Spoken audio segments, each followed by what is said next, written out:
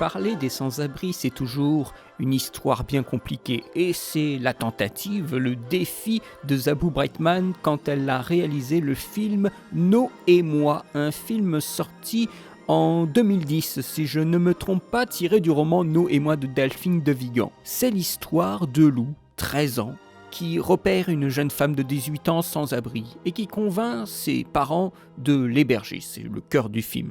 Le film commence avec cette petite fille qui en avance sur son âge, qui a un QI plus élevé, à 13 ans elle est en seconde, eh bien elle va faire un exposé sur les SDF. Et le film est pris un petit peu par hasard. J'avais envie aussi de voir un petit peu un film sans prétention, sans préjugés. C'est un film de hasard, mais dont le sujet est intéressant, puisque c'est le sujet du regard. Le regard que nous portons sur l'autre, l'autre qui n'est pas comme nous, parce qu'il ne fait pas du tout partie de la même classe sociale, il est même hors classe.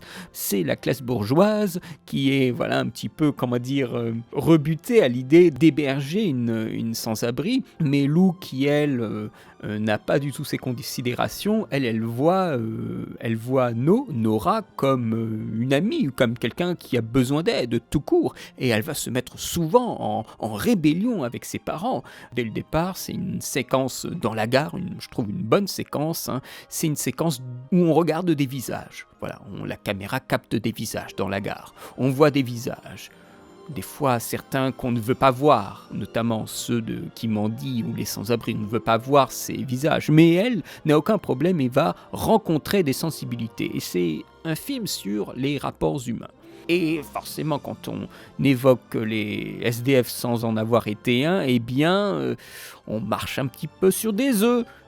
Le film montre de la misère, ou peut-être que je devrais dire, ne montre pas de la misère, mais il ne filme pas la misère, il présente un être fictionnel en situation de misère, ce qui permet de couvrir un petit peu, ce n'est pas un documentaire, mais c'est un film qui nous fait ressentir, comme ce qui est dit dans le film, une ville invisible au cœur de la ville, avec ses réseaux, ses règlements de compte aussi malheureusement. Il y a beaucoup de fragilité dans ce qui est présenté, et ce n'est pas facile à voir, et par conséquent, ce n'est pas facile à mettre en scène. C'est pas facile à rendre fictionnel, mais finalement, ce n'est pas facile à croire, parce que le film, il est quand même très enfantin sur la description de la misère, la description de ce que c'est qu'un SDF. C'est un petit peu ridicule, avec No qui est un peu hargneuse, qui est un petit peu excessive dans son jeu d'acteur, l'actrice. Ça rend bien sûr le tout assez enfantin, notamment les séquences pour montrer l'ivresse de la joie des jeunes comme ça quand ils sont en train de courir dans l'appartement ou dans la rue avec la musique de téléphone. Là, on a l'impression de revenir au début des années 2000, vraiment. Il y a un bond dans le passé avec un montage serré, pour montrer qu'il y a de l'agitation. Alors on resserre le montage. Bon, c'est pas forcément les séquences les plus réussies. Moi, ce que j'ai plutôt aimé, c'est l'enrobage du film par la vision de Lou. Donc cette petite fille à haut QI qui a une façon de voir, une façon de ressentir les choses qui est très différente de ses parents. Et elle raconte elle-même comment elle rencontre No et ce qui se passe avec elle. Donc pendant un bon moment du récit, moins les 30 premières minutes, on est vraiment avec elle. Après, le film va s'étirer, va se diluer, et on aura moins cette idée d'exposer ce qui nous est présenté au début du film. Et on sent que Nora s'est un petit peu plus confiée, elle prend plus de place dans le récit, alors qu'au début on la cloisonne un petit peu. J'entends par là que la fille ne veut pas parler d'elle, alors notre héros, Lou, va parler à sa place. Donc on a une voix off, calme, de Lou qui explique la situation, avec en face d'elle, dans un café, la SDF qui est en train de brailler, de faire des grands gestes, pour bien sûr créer un contraste. Enfin, c'est un sketch, quoi. Vous savez, c'est les sketchs pour se moquer des gens. Et le film use, malheureusement, sur la longueur, par l'attitude de Nora. C'est un surjeu constant pour faire un contraste avec le jeu plus intime, plus redressé de Nina Rodriguez. Il y a une énorme différence entre les deux, dans le culturel des personnages, mais aussi dans le phrasé, la discipline. et ça crée No comme un personnage instable. Alors ça crée une superbe dynamique entre les deux personnages, hein. Ça j'ai beaucoup aimé, mais le personnage instable, au point même qu'à un moment on a carrément une séquence en animation où elle dit fuck au système et tout ça, donc c'est vraiment le personnage marginal mais qui est peut-être trop épinglé, trop mis en avant comme attention, c'est complètement en marge jusqu'au bout de ses ongles. Je trouve que c'est un petit peu vulgaire, j'utilise ce mot, mais je sais qu'il y a mieux pour le définir. C'est trop facile et c'est un cliché. Les clichés viennent de quelque part, nous sommes d'accord. Mais ce côté excessif fait sortir du film au moment où on se rend compte qu'elle sera sur ce registre tout du long du film.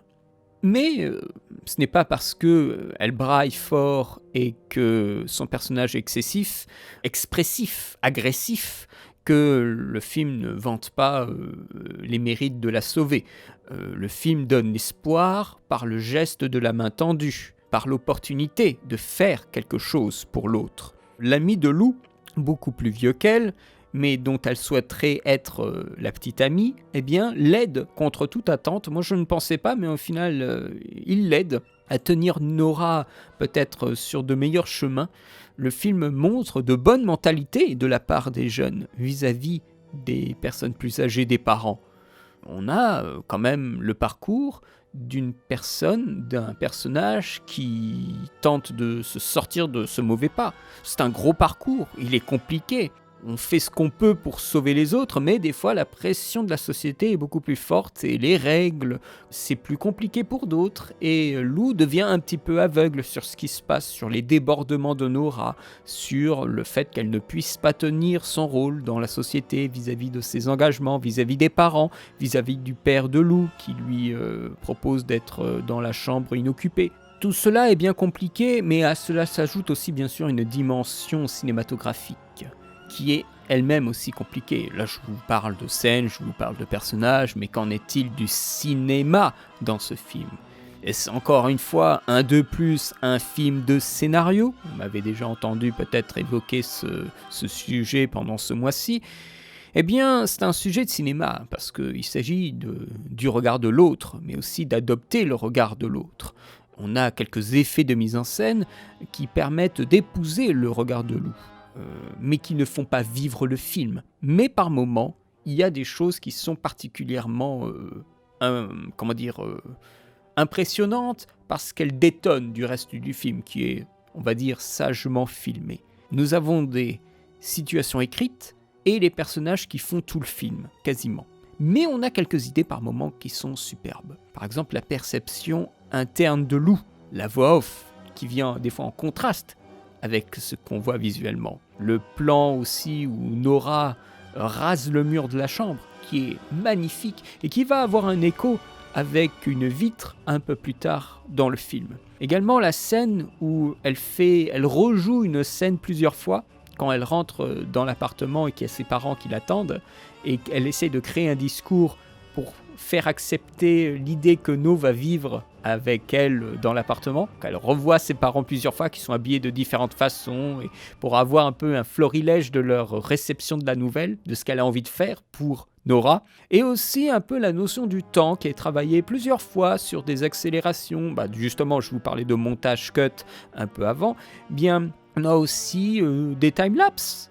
Finalement, des accélérations du temps quand elle est devant l'école et qu'elle attend quelqu'un, qu'elle attend son ami ou qu'elle attend justement Nora. On a le temps qui s'accélère et elle reste fixe pendant que les autres rentrent dans l'école et qu'il y a le gardien qui dit Lou, je vais fermer la porte.